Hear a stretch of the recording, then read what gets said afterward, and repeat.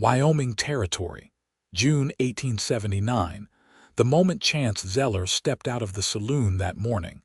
The sun already high and dry above the Laramie church steeple. He saw the girl. She was sitting right on the steps of the whitewashed church, dress torn at the hem, dust covering the folds like she had walked for miles. In her arms, a baby no older than a few weeks, wrapped in a faded blue quilt.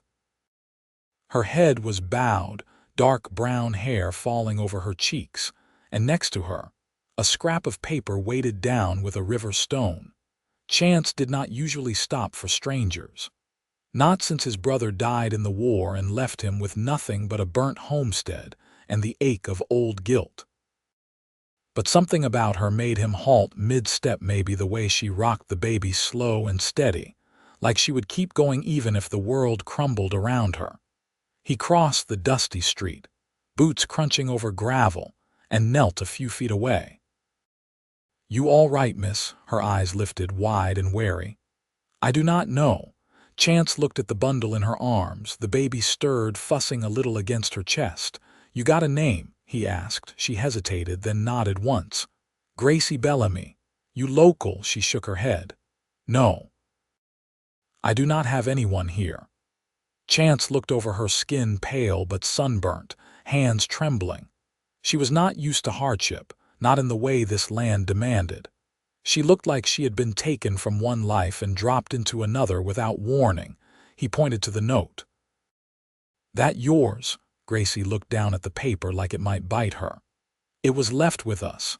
I woke up with it by my side this morning." He picked it up and read it. The handwriting was shaky, rushed.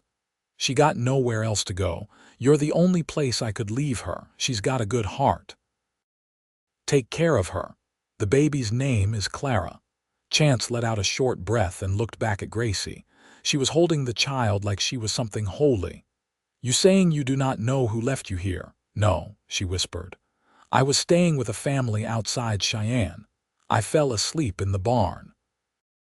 Next thing I remember is someone carrying me. I think they drugged me. I woke up here." Chance looked at her again, this time more closely. She was young, maybe 21 or 22, but her eyes carried the weight of someone who had seen too much too fast. And the baby Clara was not hers by blood, he could tell that now, but she held her like she was. "You got anywhere to go?" he asked. Gracie shook her head. "No money, no family, just Clara." Chance stood, brushing dirt from his trousers. "Then come with me." She blinked up at him. "What?" "I got a ranch outside town. It is not much, but it is clean and safe. You and the baby can stay." "Not out of pity," he said quickly, seeing the flash of pride in her eyes. "Just because I do not leave folks out in the sun with nothing but a note and a child." She stared at him a long moment, as if measuring the weight of his words. Then she nodded slowly and rose, still cradling Clara.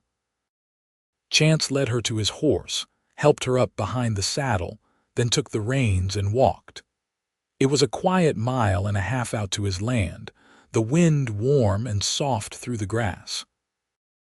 Gracie did not speak, but she held Clara close and kept stealing glances at Chance, like she was trying to figure him out. His ranch sat low near a rise of hills, the barn leaning slightly from age but sturdy. The cabin was small but solid, built with his own 2 hands after the war when he had nothing left but time and a need to keep busy. He opened the door and let her step in first. "It is not fancy," he said, "but it is safe." Gracie looked around. There was a braided rug on the floor, a wood-burning stove, 2 chairs and a narrow bed pushed against the wall. She ran her fingers along the edge of the table. "It is kind," she said softly. Chance cleared his throat. "I can sleep in the barn until I build a second bed." She looked up sharply. "You do not have to do that," he shrugged. "I do not mind." She was quiet for a moment. Then, "Why are you helping me?" Chance sat down in the chair by the stove. "Because someone should." That night, Gracie fed Clara by the fire while Chance chopped wood outside.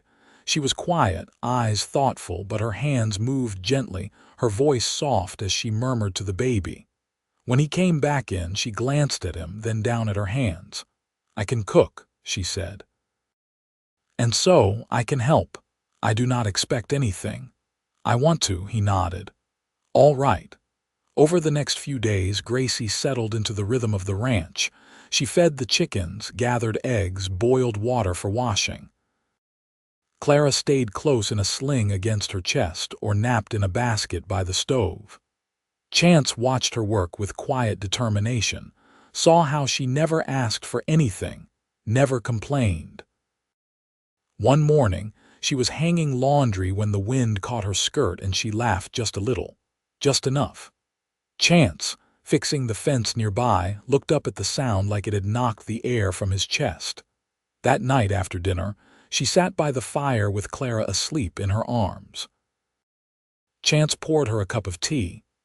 "I never asked how old is Clara," Gracie smiled down at the baby. "Maybe 5 weeks.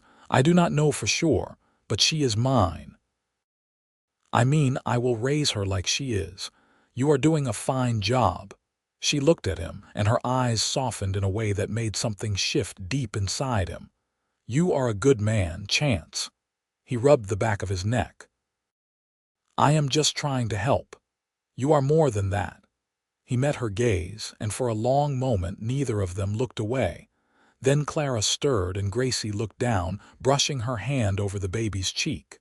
But her cheeks were pink, and Chance's hands were tight around his cup. That night, he slept in the barn, but he did not sleep long. His thoughts kept drifting back to the girl left at the church door, and the way she had smiled when the wind caught her dress. By the second week, the edge in Gracie's voice had softened. She still rose early and worked without being asked, but her movements no longer carried the tightness of bracing for rejection. She started humming while she stirred cornmeal, and once, while folding a flour sack into strips for diapers, she asked Chance if the hills changed color come October. "They go gold first," he said, slicing apples by the back door. "Then rust. The cottonwoods down by the creek turn near orange." She looked toward the open land like she could picture it. "Where I grew up, trees just turned brown and dropped. Felt like the sky pressed down harder in autumn." He didn't ask where that had been. Something in her tone made it clear he wasn't meant to yet. That evening, after Clara fell asleep in the cradle Chance built from larchwood, Gracie rubbed linseed into the handles of his tools without telling him. When he noticed, he didn't say anything either. Instead, he handed her a slice of dried venison and sat across from her on the porch, boots stretched out into the dust. "You ever handle stock?" he asked after a long while. She nodded once. "The family I stayed with near Cheyenne had dairy cows. I helped milk, sometimes fed calves." He chewed on that. "I'm thinking of putting up a second pen. Got a neighbor with a few heifers to sell. Might trade for them if I can finish the fencing before the heat comes down hard." Gracie tucked her feet beneath her. "I could help dig post holes." He nearly smiled, but didn't. "You ever used a spade?" "No," she admitted, "but I've watched close."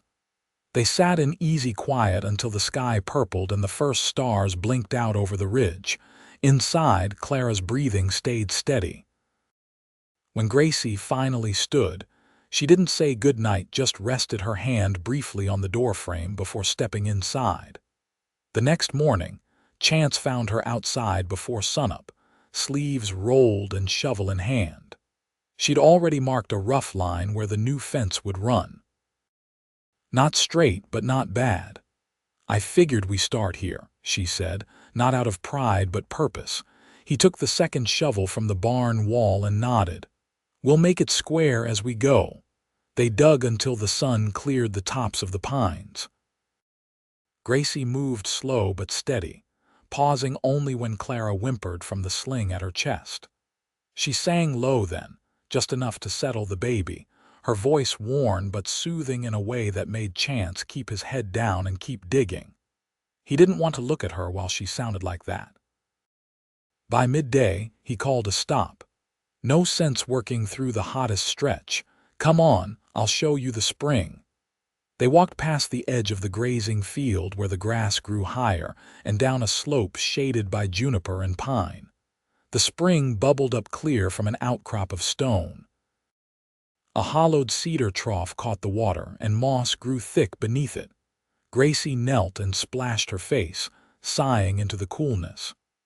Clara stirred and blinked, then fell back asleep with her cheek against Gracie's collarbone. Chance sat on a rock nearby. "I used to think about leaving this place," he said, surprising himself more than her. "After the war. Couldn't see the point in staying, but when I found this spring I figured maybe not everything had burned." Gracie kept her eyes on the water.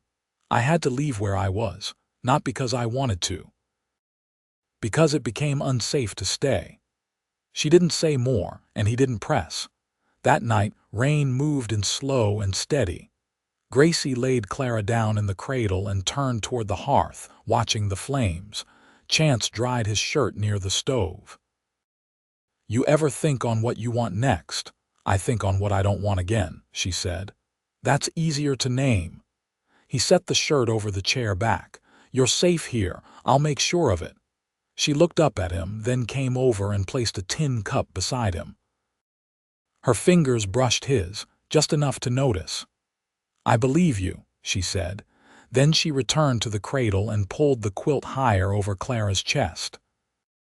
Chance watched the fire a long time after that, listening to the rain on the roof and the soft sound of breathing from the other side of the room. By the third week, the air had turned sharp with the scent of sagebrush warming under the sun, and the fence they'd started now ran true across the pasture, each post set straight, each rail flush and tight. Gracie had taken to waking before the rooster, moving quiet so as not to rouse Clara, and slipping out to the yard with a purpose to her step that Chance noted from the barn loft when he stirred from sleep.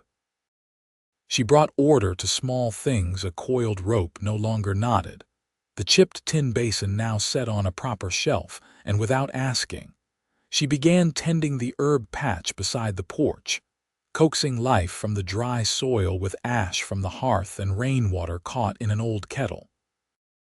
One morning, as Chance worked a stubborn knot from the harness leather, Gracie came around the side of the cabin with a satchel slung over one shoulder and Clara nestled against her chest. "I'd like to walk into town," she said. "There's a woman sells thread near the mercantile. If you've anything needs mending, I can see to it." He set the leather aside. "You want me to come with you?" "No," she said, then paused. "I'd like to do it alone, if that's all right." He nodded. "Take the buckboard. The roads are rough past the ridge." "I can walk," she said, and before he could argue, she added, "I need to. I've been still too long." She returned late that afternoon, cheeks flushed, a spool of blue thread and a folded paper of needles tucked into her palm. Clara slept against her shoulder, and a soft dust clung to the hem of Gracie's skirt. Chance met her near the gate. "You make it all right." "I did," she said. "There's a woman at the feed store, Mrs. Tully's. She asked if I was your wife." He raised an eyebrow. "I told her no," Gracie said, her voice steady. "But I didn't say I wouldn't be." Chance looked at her, the way her chin lifted just slightly, the way her fingers trembled only where they touched the thread. He cleared his throat. "You get everything you needed." "I did. And more." She stepped past him toward the porch, her back straight, her eyes dry and clear. That evening, she boiled wild mint with the last of the honey and poured 2 tin cups without needing to ask. They sat beneath the cottonwood, the baby asleep in the cradle by the door, and watched the last light settle across the hills like a quilt being drawn over the land. Chance turned his cup in his hands. "You thinking of staying?" Gracie didn't look at him, only reached down and pulled a bit of lint from her apron. "I think I already have."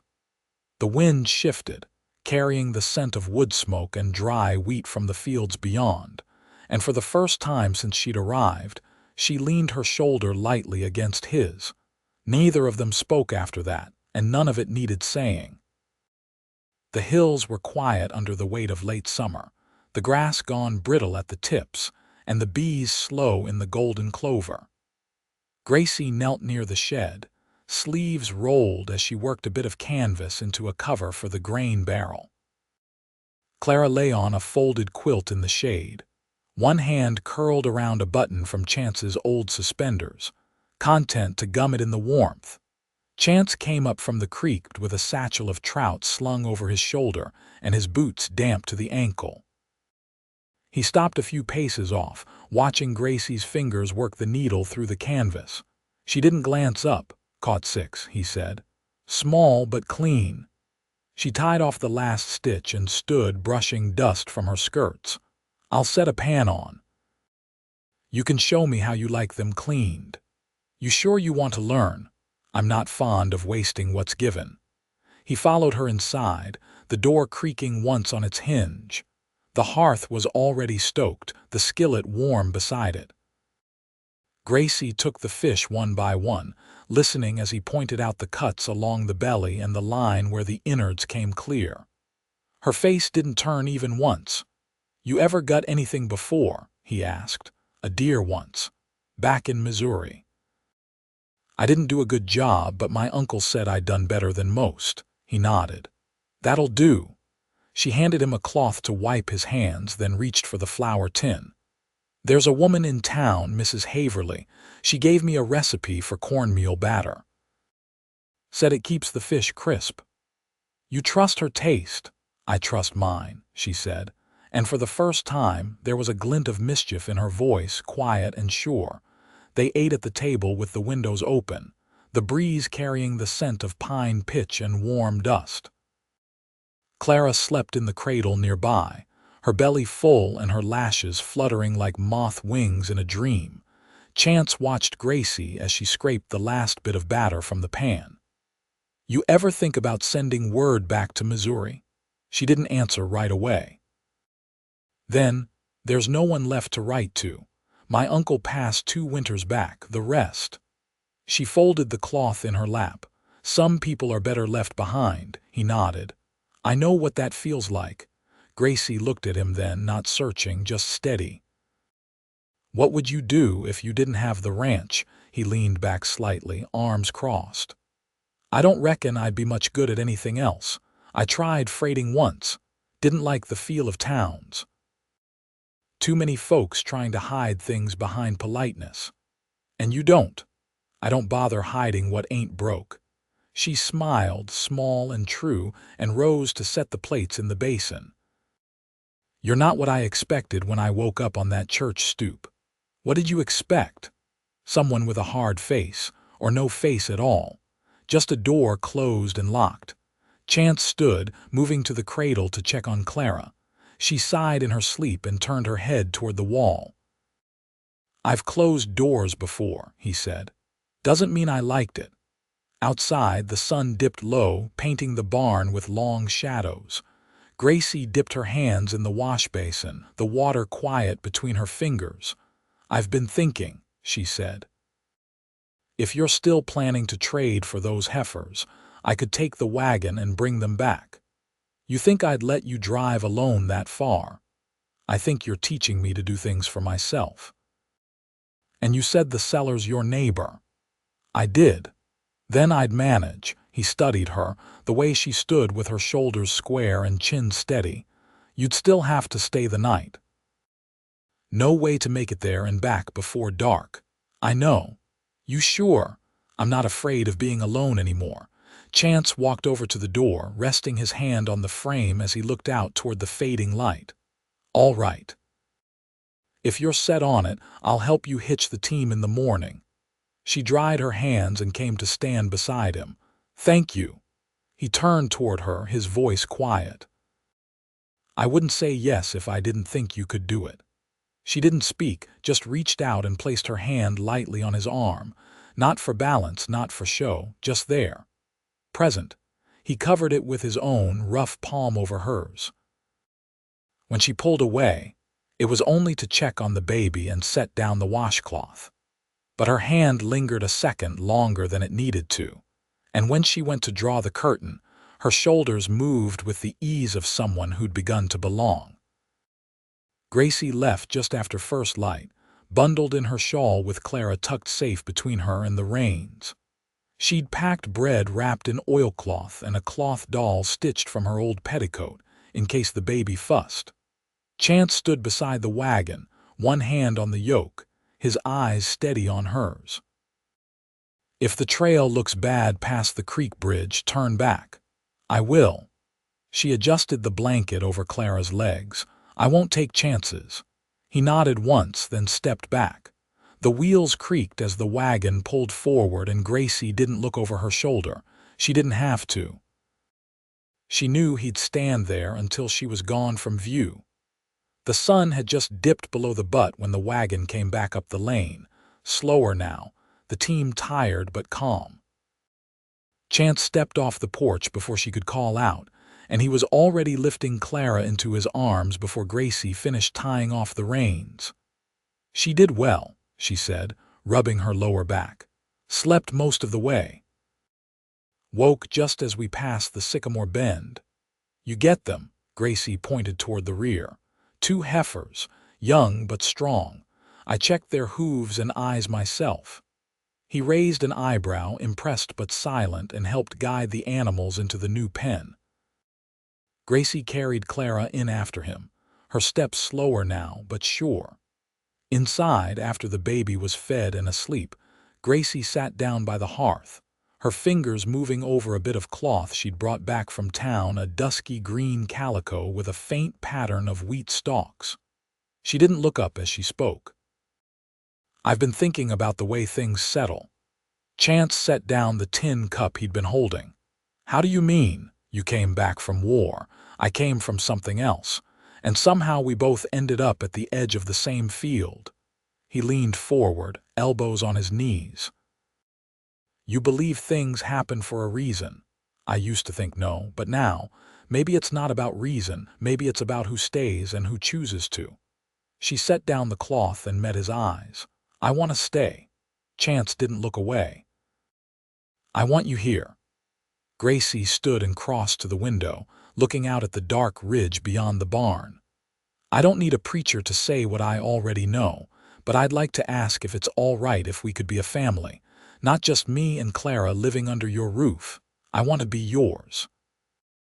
All of me." He stood and came to her, resting one hand on the window frame beside hers. "You already are." She turned, and he kissed her, then quiet, sure. Her hands found the shape of his jaw, and his arms folded around her like he'd been waiting his whole life for the weight of her there. There was no urgency, no fire, just steadiness, just home. They married under the cottonwood with the wind low and warm and a neighbor's wife standing witness while her husband held Clara. Gracie wore the green calico dress she'd made with her own hands. Chance shaved and wore the clean linen shirt she'd pressed for the occasion. After, they shared pie baked with the last of the summer peaches and walked the fence-a-line as the sun dipped low.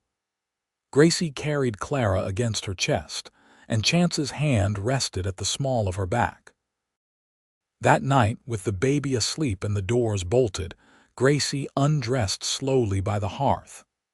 Chance watched her from the edge of the bed, his eyes soft, his hands gentle as they reached for hers. They made love with the hush of people who knew the cost of silence and the value of each breath held close. There were no words needed, only the way she folded into him, and the way he held her like he never intended to let go. Seasons turned. The heifers calved come spring, and Gracie's herb patch spread with yarrow and sweet basil. She taught Clara to toddle in bare feet through the grass, and Chance built a second cradle by hand when Gracie's belly began to swell again.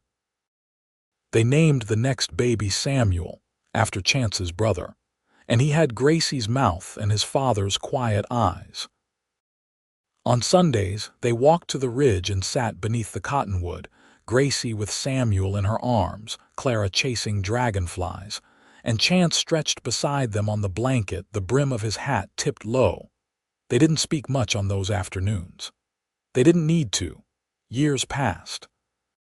The paint peeled on the barn door, and Clara grew into a long-legged girl who rode bareback and read by lamplight.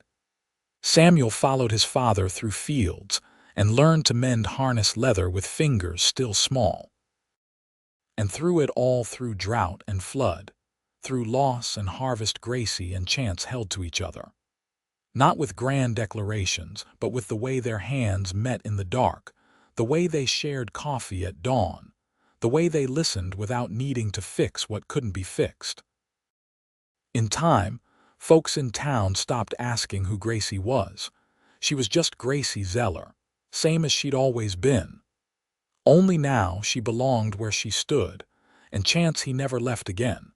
Not the land, not his family, not the woman who'd been left at a church door with a baby and no name to call her own. Together they built a life not out of luck but out of the quiet decision to stay, to choose one another again and again, and they were happy. Long after the fences were set and the fields harvested, they were happy.